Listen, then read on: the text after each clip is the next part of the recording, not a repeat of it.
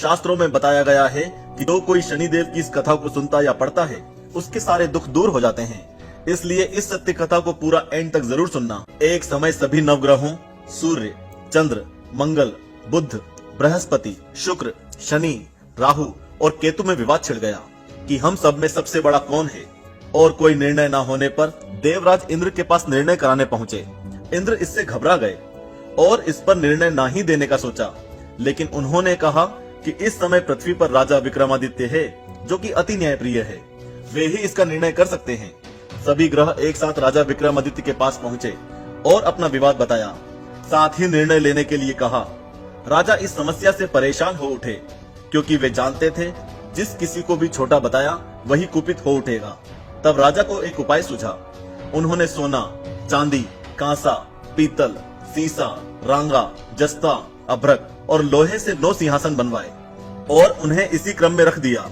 फिर उन सबसे निवेदन किया कि आप सभी अपने अपने सिंहासन पर स्थान ग्रहण करें। जो अंतिम सिंहासन पर बैठेगा वही सबसे छोटा होगा।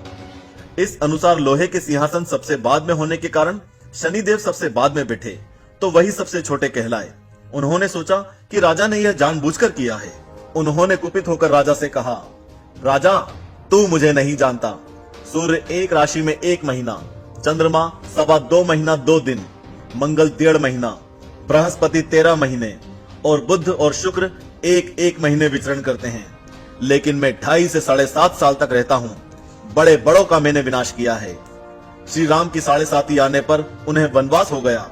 रावण की आने पर उसकी लंका को वानरों की सेना से परास्त होना पड़ा। अब तुम सावधान रहना। ऐसा कहकर कुपित होते हुए शनिदेव वहां से चले गए। अन्य देवता भी खुशी खुशी वहां से चले गए। कुछ समय बाद राजा की 7.5 आई। तब शनिदेव घोड़ों के सौदागर बनकर वहां पहुंचे। उनके साथ कई बढ़िया घोड़े थे। राजा ने यह समाचार सुन अपने अश्वपाल को अच्छे घोड़े खरीदने की आज्ञा दी। उसने कई अच्छे घोड़े खरीदे और एक सर्वोत्तम घोड़े को राजा को सवारी हेतु दे दिया। राजा ज्यों ही उस पर बैठा वह घोड़ा सरपट वन की ओर भागा और घने जंगल में पहुंचकर गायब हो गया। राजा भूखा प्यासा जंगल में भटकता रहा। तब एक ग्वाले ने उसे पानी पिलाया। राजा ने प्रसन्न होकर उसे अपनी अंगूठी दे दी। वह अंगूठी देकर राजा नगर को चल दिया और वहां अपना नाम उज्जैन निवासी वीका बताया।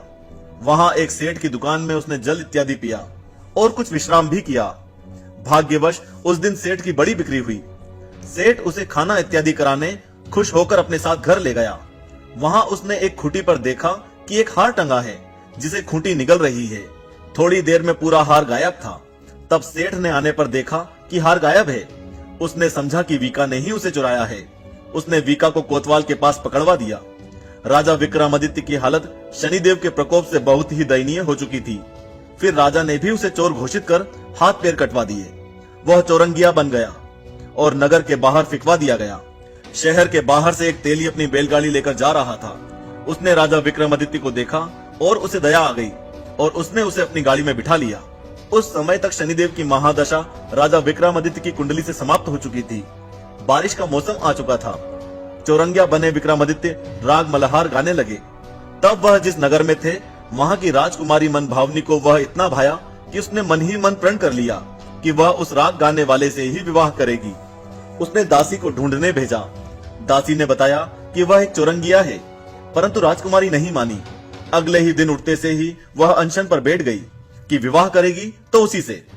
उसे बहुत समझाने पर भी जब वह ना मानी तो राजा ने उस तेली को बुलवा भेजा और विवाह की तैयारी करने को कहा। फिर उसका विवाह राजकुमारी से हो गया। तब एक दिन सोते हुए सपने में शनिदेव ने राजा से कहा, राजन देखा तुमने मुझे छोटा बताकर कितना दुख झेला है। तब राजा ने उनसे क्षमा मांगी और प्रार्थना की कि हे शनिदेव, जैसा दुख मुझे दिया है किसी और को ना दें। शनिदेव मान गए और कहा, जो मेरी कथा और व्रत करेगा उसे मेरी दशा में कोई दुख नहीं होगा। जो नित्य मेरा ध्यान करेगा और चींटियों को आटा डालेगा उसके सारे मनोरथ पूरे होंगे। साथ ही राजा को हाथ पैर भी वापस दिए। सुबह आंख खुलने पर राजकुमारी ने देखा तो वह आश्चर्यचकित रह गई। वीका ने उसे बताया कि वह उज्जैन का राजा विक्रमादित्य है। सभी बेहद खुश हुए। सेठ ने जब सुना तो वह पैरों पर गिरकर क्षमा मांगने लगा। राजा ने कहा कि वह तो शनिदेव का कोप था, इसमें किसी का कोई दोष नहीं।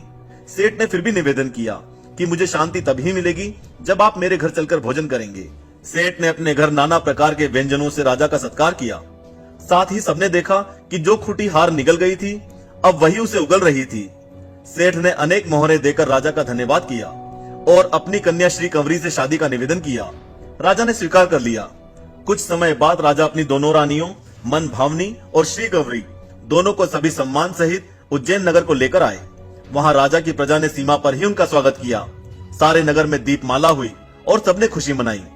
राजा ने घोषणा की कि मैंने शनिदेव को सबसे छोटा बताया था, जबकि असल में वही सर्वोपरि हैं। तब से सारे राज्य में शनिदेव की पूजा और कथा नियमित होने लगी। सारी प्रजा ने बहुत समय खुशी और आनंद के साथ बिताया। जो कोई शनिदेव की इस कथा को सुनता या पढ़ता है उसके सारे दुख दूर हो जाते हैं।